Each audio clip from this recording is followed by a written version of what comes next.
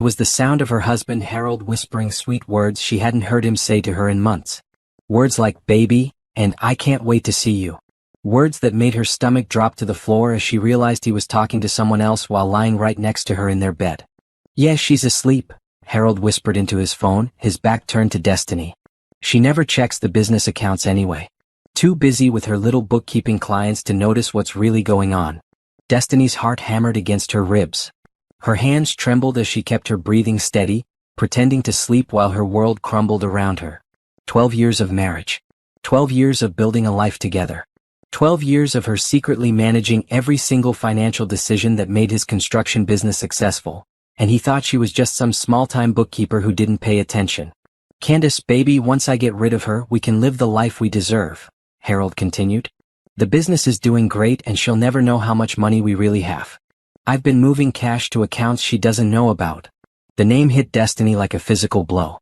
Candace. The young woman from the coffee shop near Harold's office. The one who always smiled too bright when Harold stopped by. The one Destiny had actually felt sorry for because she seemed to struggle financially. She built this business with me, but she's too stupid to realize it, Harold said with a cruel laugh. All those late nights she thought I was working? Half the time I was with you. The other half I was moving our money around. She does all the real work, figures out the tax stuff, handles the complicated contracts, but she thinks she's just helping out. When I divorce her, she'll get nothing. Destiny's breath caught. She had been the one staying up until 3 a.m. working through complex building permits.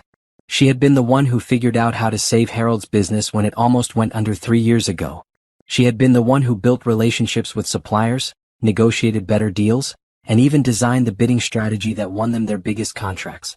Every success Harold bragged about to his friends, every dollar in their accounts, every business connection that mattered, it all came from her mind, her work, her sleepless nights. But she had let him take the credit because she loved him and wanted him to feel proud. Now she understood the truth. Harold saw her as nothing more than free labor. Unpaid help he could discard once he'd taken everything she'd built. My lawyer says we can claim she never really contributed to the business, Harold whispered. Just a wife helping out occasionally. She signed papers putting everything in my name because she trusted me. The papers. Destiny remembered signing them 2 years ago. Harold had said it was for tax purposes to protect them both. She had trusted him completely. Yeah, I moved another $50,000 yesterday, Harold continued. She'll never find it. By the time we're done, she'll be lucky if she can afford an apartment. Destiny thought about their daughter Grace, sleeping peacefully in her room down the hall. Grace, who loved her daddy and had no idea that he was planning to destroy their family. Grace, who would ask why mommy looked so sad, why daddy didn't live with them anymore, why they had to move to a smaller house. The worst part wasn't even the betrayal. The worst part was realizing that Harold had never seen her as an equal partner. Despite building his entire business success, despite sacrificing her own career dreams to support his, despite being the brain behind every major decision, he saw her as nothing. Don't worry, Candace, Harold whispered. In 6 months it'll just be us. She'll never know what hit her. As Harold finally hung up and settled back into bed, Destiny stared at the ceiling in the dark. Tears rolled silently down her cheeks, but behind the pain, something else was growing.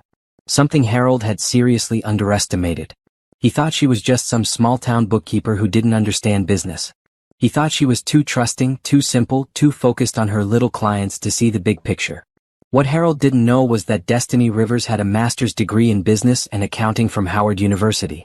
What he didn't know was that her little clients included 3 of the biggest construction companies in the state, companies she'd helped grow from nothing. What he didn't know was that every single business move he thought he'd made alone had actually been carefully planned and executed by her. And what Harold definitely didn't know was that Destiny had copies of everything. Every contract, every financial record, every business decision, every tax document. Because the careful, detail-oriented mind that had built his success had also been quietly protecting herself all along. She had never checked the business accounts. She had created systems to monitor every single transaction. She had been watching Harold move money for months, documenting everything, wondering why he was being so secretive. Now she knew. As Harold's breathing settled into the rhythm of sleep beside her, Destiny Rivers began to plan. She had built one business empire for a man who didn't respect her. Now it was time to build her own. But first, she was going to make sure Harold learned exactly who he'd been dealing with all these years. The woman he thought was too simple to notice his betrayal was about to show him just how wrong he could be. 3 weeks passed. 3 weeks of Destiny waking up every morning next to a man who smiled at her while planning to destroy her life. 3 weeks of watching him kiss Grace goodbye before school, knowing he was willing to break their daughter's heart for his own selfish desires. 3 weeks of Harold acting like the loving husband while texting his mistress right in front of her. But Destiny wasn't sitting still. Every morning after Harold left for work, she drove to her real office, the one Harold had no idea existed. For the past 2 years, while Harold thought she was just doing small bookkeeping jobs from their kitchen table, Destiny had actually been running Rivers Financial Consulting from a suite downtown. "Morning, Mrs. Rivers," called Patricia, her assistant, as Destiny walked through the glass doors. Mr. Chin from Pacific Construction called again. He wants to set up that meeting about expanding their East Coast operations. Destiny nodded, pouring herself coffee. Pacific Construction was one of her biggest clients, and Harold had no clue she was the financial brain behind their rapid growth. Just like he had no clue about her other major clients, or the fact that her little bookkeeping business was actually generating more revenue than his construction company. "Patricia, I need you to pull all of Harold's business files," Destiny said, settling at her desk. "Every contract we've worked on, every strategy document, every financial projection. Put it all together." Patricia's eyes widened. Everyone in the office knew Harold was Destiny's husband, though none of them had ever met him. They just knew that Mrs. Rivers occasionally took calls about construction projects at home. "Ma'am, is everything okay?" Destiny had spent 3 weeks crying in private, but she was done with tears. "It will be. I also need you to call James Mitchell. Tell him I need to meet with him today." James Mitchell was the best business lawyer in the state. He was also someone who owed Destiny a huge favor. She'd saved his construction company from bankruptcy 5 years ago, back when he was just starting his law practice and trying to flip houses on the side. An hour later, James sat across from Destiny's desk, reviewing the documents she'd spread before him. His face grew more shocked with each page. "Destiny, this is incredible," he said finally. "You've been documenting everything. Every financial transfer, every business decision, every contract negotiation. This is a complete paper trail showing that you've been the real force behind Harold's business for years." "He thinks I don't notice things," Destiny said quietly. "He thinks I'm too simple to understand business. But James, I've been protecting myself this whole time just in case. I never thought he'd actually—" Her voice broke slightly, but she gathered herself. Grace was depending on her to be strong. "He's been moving money to hidden accounts," she continued. "He's planning to divorce me and claims I never contributed to the business. He wants to leave me with nothing." James shook his head in amazement. "Destiny, based on these documents, you haven't just contributed to the business. You are the business. Harold's been taking credit for your work this entire time." That afternoon, Destiny drove to Grace's school to pick her up early. She needed to prepare her daughter for what was coming, but she wasn't sure how to explain that Daddy wasn't the man they thought he was. Grace bounced into the car, her backpack covered with butterfly pins that Destiny had bought her last month. At 8 years old, Grace was smart and observant, but still young enough to believe that parents were safe harbors who would never let anything bad happen. "Mama, why do you look sad lately?" Grace asked as they drove home. "Did I do something wrong?" Destiny's heart ached. "No, baby girl. You are perfect just the way you are. Mama's just dealing with some grown-up problems." "Is Daddy in trouble?" Sometimes Grace's ability to sense things scared Destiny. "What makes you ask that?" "He keeps getting phone calls that make him smile different," Grace said. "Not like when you call him. And yesterday I heard him telling someone on the phone that we might have to move houses." Destiny pulled into their driveway and turned to face her daughter. Grace had Harold's warm brown eyes but Destiny's determined chin. Looking at her, Destiny felt a fierce protective energy rise up from somewhere deep inside her chest. "Grace, do you trust Mama?" "Yes, ma'am." "Then I need you to know that no matter what happens, Mama is going to take care of us. Things might change, but we're going to be okay. More than okay. We're going to be better than we've ever been." Grace studied her mother's face with the serious expression she got when she was working through a difficult math problem. "Are you and Daddy getting divorced?" The directness of the question caught Destiny off guard, but she realized she owed her daughter honesty. "I don't know yet, baby. But if we do, it's not because of anything you did. And it doesn't mean Daddy doesn't love you. But he might not love you anymore?" Destiny chose her words carefully. "Sometimes people change, Grace. Sometimes they forget what's really important. But that doesn't change how much I love you, or how hard I'm going to work to make sure you have everything you need." That evening, Harold came home with flowers, something he hadn't done in months. He was trying too hard, being too cheerful, asking too many questions about Destiny's day. It was clear he was feeling guilty about something.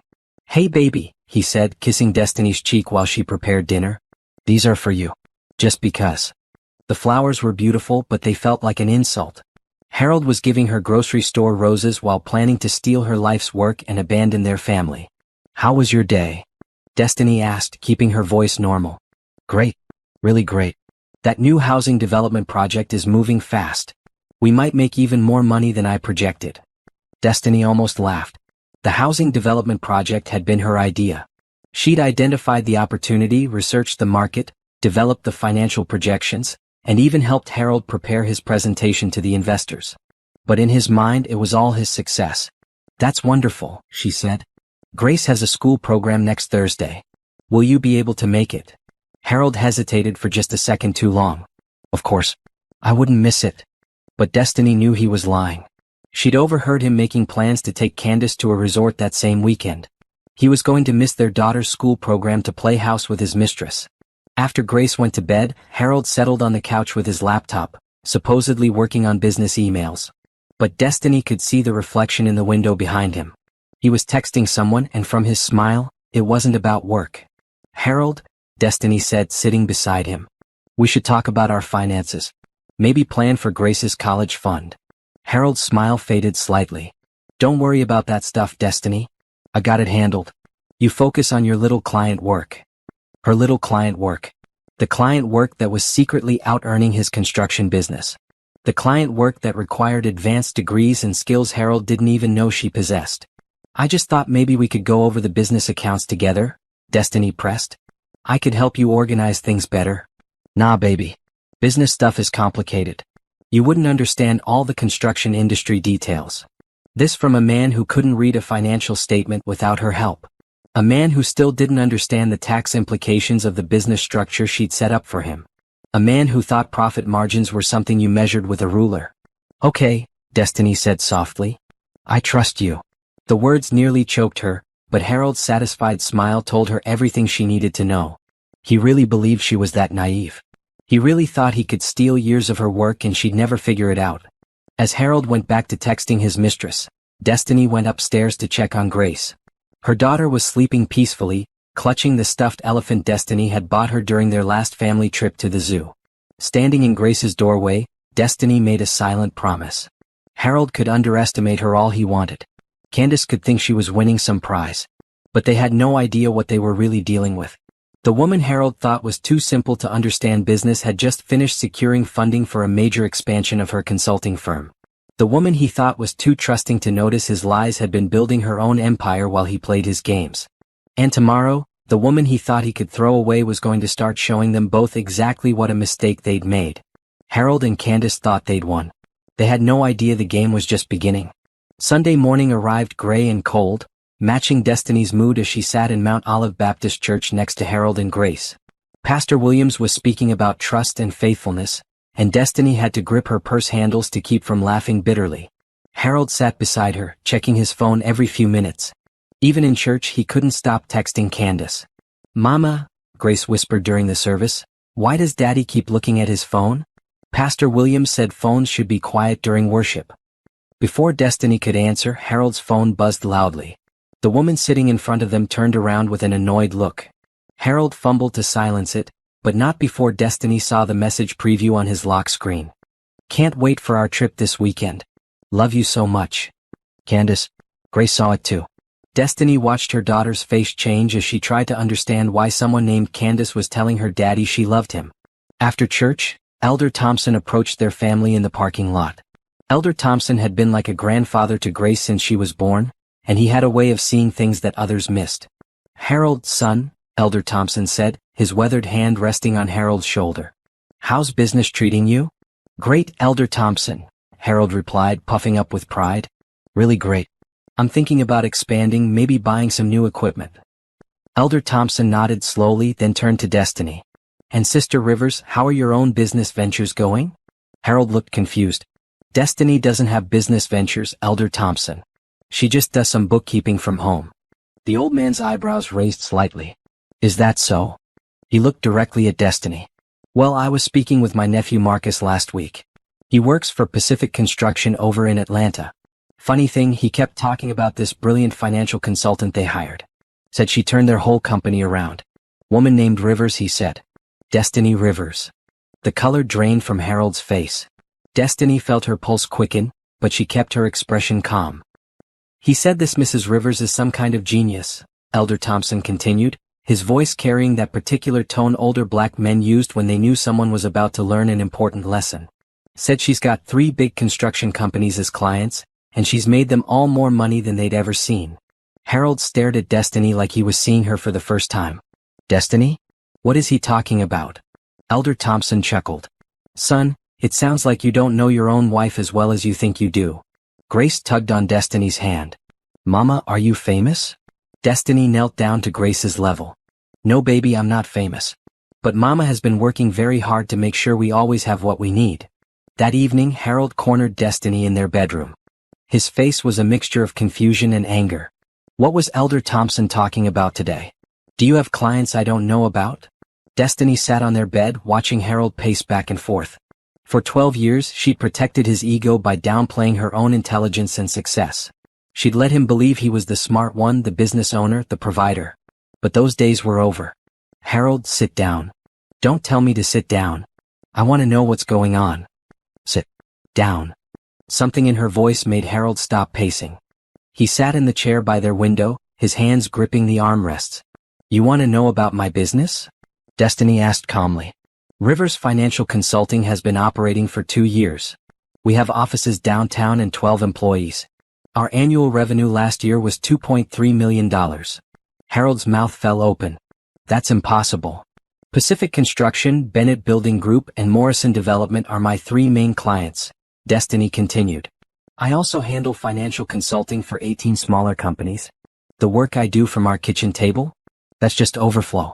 Small stuff I can handle while making dinner. You're lying. Destiny pulled out her phone and showed Harold her business website. His picture was still in her wallet, but she'd learned to see him clearly now. The man staring at her screen looked nothing like the partner she'd thought she married. Every major decision you've made for your business came from me, she said quietly. Every bid strategy, every financial projection, every tax solution. That housing development deal you're so proud of? I spent 6 weeks researching that market and building your presentation. Harold's face went through several emotions: shock, disbelief, and finally anger. Why didn't you tell me? Because I loved you, Destiny said simply. Because I wanted you to feel successful and proud. Because I thought we were partners building something together. We are partners. Destiny looked at him steadily. Partners don't lie to each other, Harold. Partners don't steal from each other. Partners don't plan to abandon their families for someone else. Harold went very still. What are you talking about? Candace Stone, 28 years old. Works at Sunrise Coffee on 5th Street. You've been seeing her for 8 months. The blood drained from Harold's face. Destiny, I can explain. You've been moving money to accounts I don't know about, she continued. You've been planning to divorce me and claim I never contributed to the business. You think I'm too stupid to notice. Harold stood up, his hands shaking. How do you? Who told you? Harold, I know about the account at First National. I know about the safety deposit box at Citizens Bank. I know about the apartment you rented for Candace on Maple Street. I know everything. For a moment, Harold just stared at her. Then his expression changed to something ugly. So what? You think you're so smart? You think you can threaten me? I'm not threatening you, Destiny said calmly. I'm just letting you know that the woman you thought was too simple to see what was happening has been 10 steps ahead of you this entire time. You can't prove anything. Destiny reached into her nightstand and pulled out a thick folder. Financial records going back 5 years. Documented proof of my contributions to your business. Audio recordings of your phone calls. Photos of you with Candace. Bank statements showing the money transfers. Harold's face went pale. You recorded my phone calls? Harold, I'm a financial consultant. I deal with business fraud cases all the time. Did you really think I wouldn't recognize the signs when they showed up in my own marriage? The fight seemed to drain out of Harold all at once. He slumped back in his chair, his head in his hands. Destiny, please. We can work this out. We could have worked it out 8 months ago before you started lying to me. We could have worked it out 3 weeks ago before I heard you planning to destroy our family. I never meant for you to get hurt. You meant for me to lose everything I'd worked for, Destiny said. You meant for Grace to grow up thinking her father abandoned her for another woman. You meant for me to struggle financially while you lived comfortably with your mistress. Harold looked up at her, tears in his eyes. I made a mistake. You made a choice, Destiny corrected. Multiple choices. Every day for 8 months you chose to lie to me. You chose to steal from our family. You chose to plan our destruction. Grace's voice came from the doorway. Mama? Daddy? Why are you fighting? Both parents turned toward their daughter, who stood in her pajamas holding her stuffed elephant, her dark eyes wide with worry. Destiny's heart broke seeing Grace's scared expression. This was exactly what she'd wanted to avoid. Come here, baby girl, Destiny said, opening her arms. Grace ran to her mother, and Destiny held her close, breathing in the smell of the coconut oil she used in Grace's hair each morning. Are you and Daddy getting divorced? Grace asked in a small voice. Destiny looked at Harold over their daughter's head. He was crying now, finally understanding what his choices were going to cost him. Grace, Destiny said gently, Daddy and I need to have some grown-up conversations about our family. But no matter what happens, both of us love you more than anything in the world. Will I still live here? You'll live wherever Mama lives, Destiny said firmly. And Mama's going to make sure we have a beautiful home and everything we need. Harold wiped his eyes. Destiny, please. Don't take Grace away from me. I'm not taking Grace anywhere, Destiny replied. You're the one who chose to leave.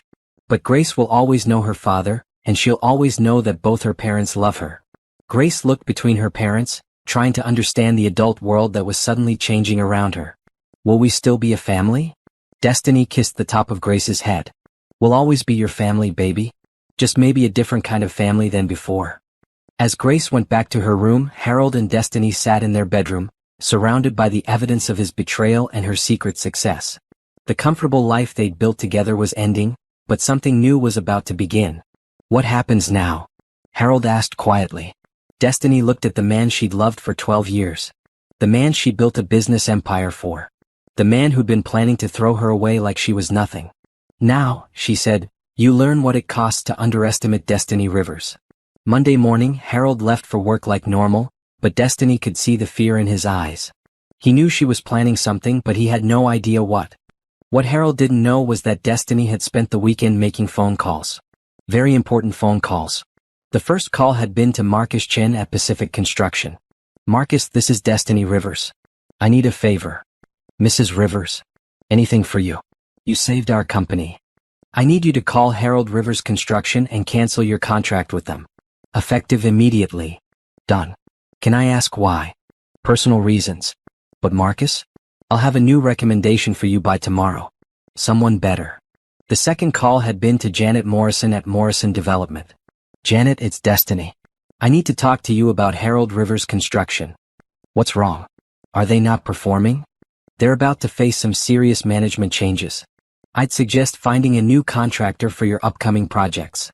Destiny, you know I trust your judgment completely. Consider it done. By Monday afternoon, Harold had lost 3 major contracts worth over $2 million. He came home early, his face pale and confused. Destiny, something weird is happening, he said, pacing around their kitchen while she helped Grace with homework. 3 of our biggest clients canceled their contracts today. All of them said they were going with other companies. That's terrible, Destiny said, keeping her voice neutral. Do you know why? They wouldn't say. Morrison Development was supposed to be our biggest project this year. Janet Morrison just said they'd decided to go in a different direction. Grace looked up from her math worksheet. Daddy, what's a contract? It's like a promise between companies, baby girl, Harold explained, though his mind was clearly elsewhere. When someone breaks a contract, it costs a lot of money. Did you break a promise, Daddy? The innocent question hit Harold like a physical blow. Destiny watched him struggle to answer his daughter while knowing that he'd broken the biggest promise of his life. It's complicated, Grace, he said finally. That evening, Harold got a phone call that made him turn even paler. Destiny pretended to read her book while listening to his side of the conversation. What do you mean they want their equipment back? Harold was saying. We're leasing that equipment. What? They're terminating the lease early? Destiny knew exactly what was happening. Patterson Equipment Leasing was another one of her clients. She'd helped them restructure their business model last year, and the owner considered her a close friend. There has to be some mistake, Harold continued into the phone.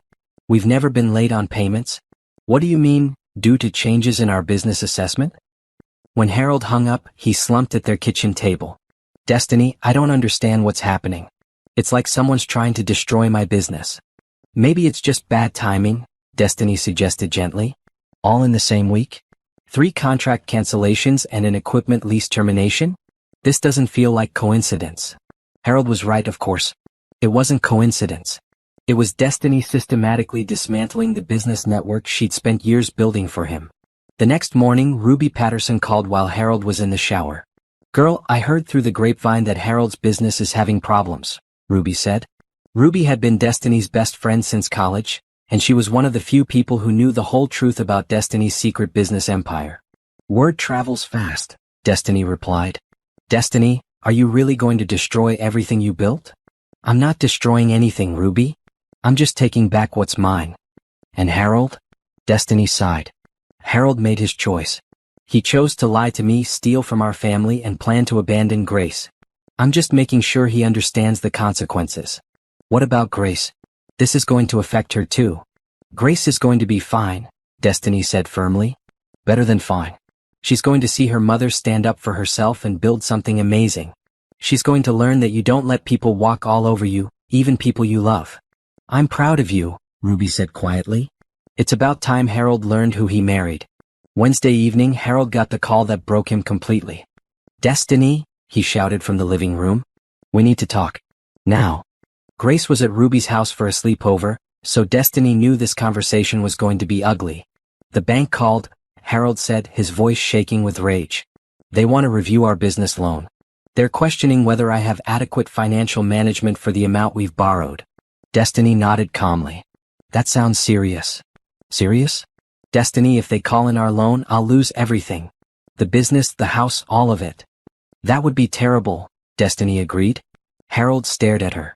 You don't seem surprised. Should I be surprised? Destiny, what did you do? She looked at her husband, the man who'd shared her bed for 12 years while planning to betray her, and felt nothing but sadness for what they'd lost. Harold, when you decided to have an affair, did you think about the consequences? What does that have to do with anything? When you decided to steal money from our family accounts, did you think about what might happen if I found out? Harold's eyes went wide. How do you? When you decided to plan a divorce where you'd take everything and leave Grace and me with nothing, did you think about whether I might have my own plans? Harold sank onto their couch. You're destroying my business. I built your business, Destiny said quietly. Every success you've had came from my work. Every contract you've won came from my strategies. Every dollar you've made came from my financial planning. That's not true. Destiny walked to their home office and returned with a box full of files. She dumped them on the coffee table in front of Harold. Financial projections for the Morrison project, written by me. Market research for the housing development, completed by me. The bid strategy that won you the Patterson contract, designed by me.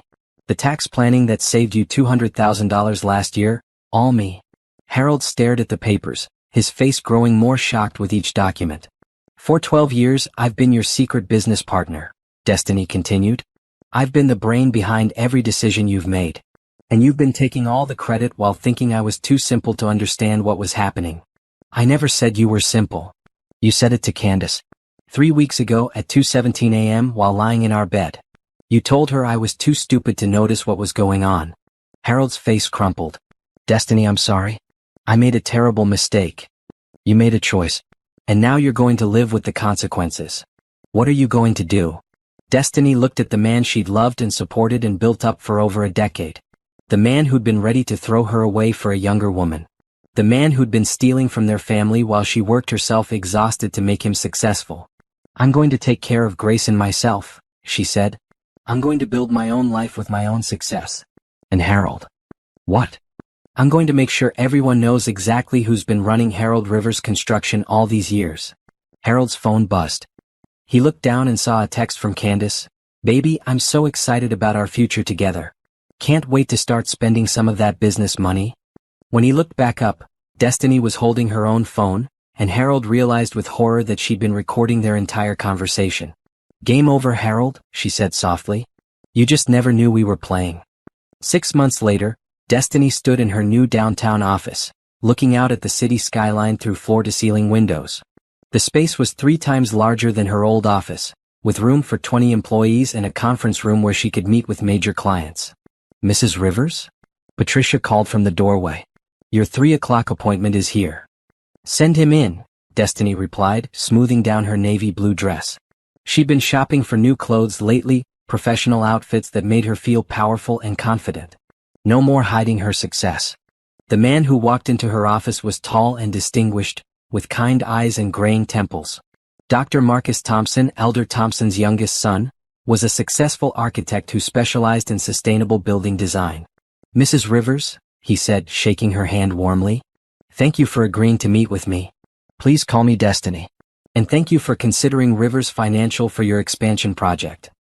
Marcus had started his own architectural firm 5 years ago, and his business was growing rapidly. He needed financial consulting to help manage several large projects, and Elder Thompson had recommended Destiny. "Your reputation speaks for itself," Marcus said, settling into the chair across from her desk. "I've heard about the work you did for Pacific Construction. Impressive." "Thank you. I love helping businesses reach their full potential." As they discussed Marcus's needs for financial planning and project management, Destiny found herself genuinely excited about the work. This was what she'd always wanted, using her skills to build something meaningful, working with people who respected her intelligence and valued her contributions. "There's one more thing," Marcus said as their meeting wrapped up. "My father mentioned that you have a daughter?" Destiny smiled. "Grace. She's 8. I have a daughter too. 12-year-old named Hope. Maybe they could meet sometime if you're comfortable with that." Something warm fluttered in Destiny's chest. Marcus wasn't just talking about business. But after Harold's betrayal, the idea of trusting another man felt scary. "I'd like that," Destiny said carefully. Grace could always use more friends. That evening, Destiny picked up Grace from Ruby's house, where she'd been staying after school while Destiny worked late. "Mama?" Grace ran to her with a huge smile. "Miss Ruby taught me how to braid hair. Look." Grace had managed to braid a small section of her own hair, though it was crooked and lumpy. Destiny's heart swelled with pride at her daughter's determination. "That's beautiful, baby girl. You're getting so good with your hands. Miss Ruby said I have steady fingers like you do when you work on your computer." As they drove to their new apartment, Grace chattered about her day at school. The divorce had been finalized 2 months ago, and Grace was adjusting better than Destiny had expected. They'd had to sell the big house, but their new place was in a better school district, and Grace loved having her own room with purple walls. "Mama," Grace said as they pulled into their parking space, "I have a question." "What's that? Are you happier now?" The question caught Destiny off guard. "What do you mean, sweetheart?" "Before, when we lived in the old house, you looked sad a lot, even when you smiled. But now you look happy even when you're tired." Destiny parked the car and turned to face her daughter.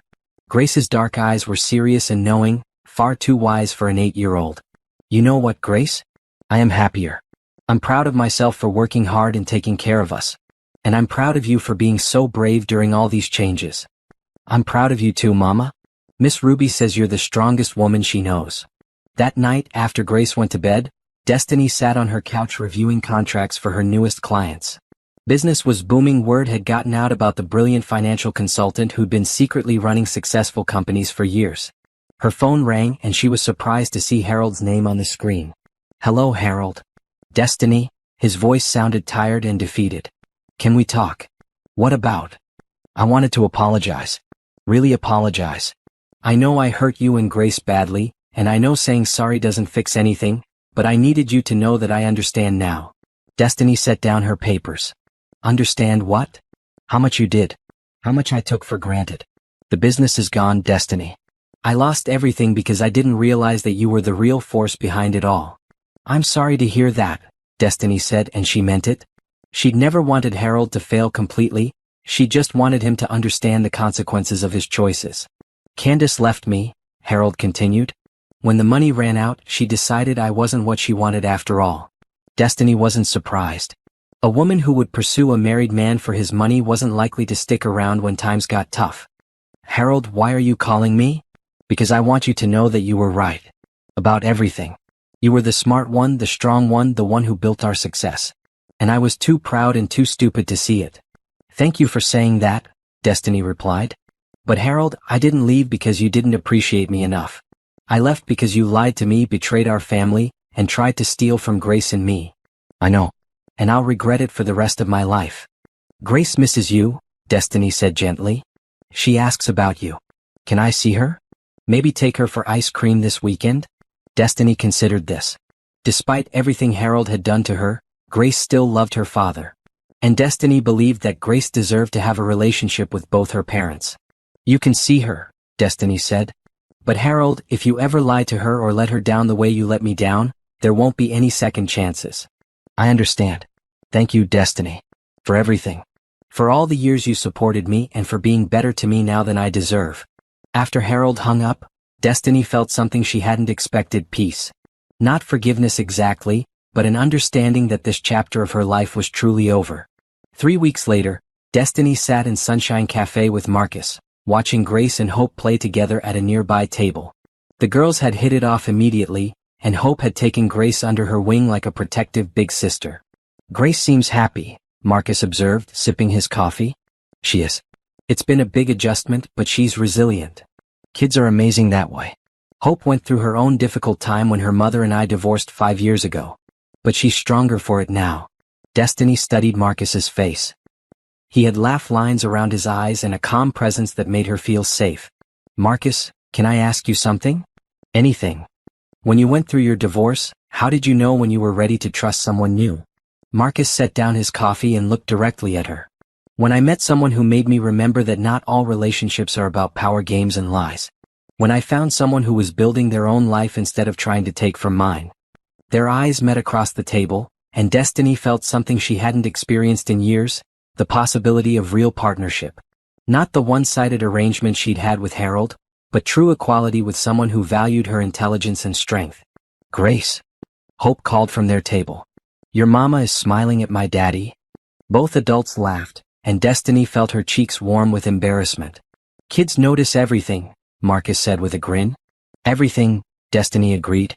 6 months later, Rivers Financial Consulting had grown to become the most successful financial consulting firm in the state.